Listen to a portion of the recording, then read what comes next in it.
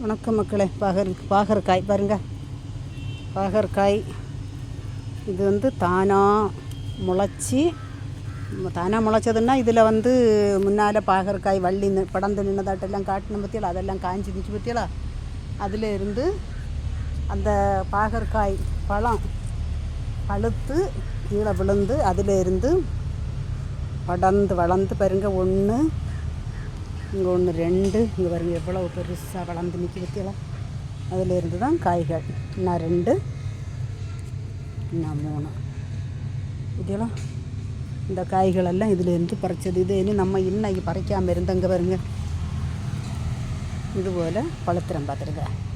அதனால தான் இன்னைக்கு கண்ட உடனே இது பழுத்த உடனே இது போல் எல்லாம் பழுத்துறோன்னு சொல்லிட்டு தான் இன்னைக்கு பறிச்சம் பார்த்துருங்க.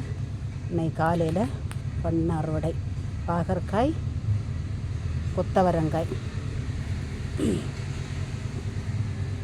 3 கொத்து பெருஞ்சீரகம்.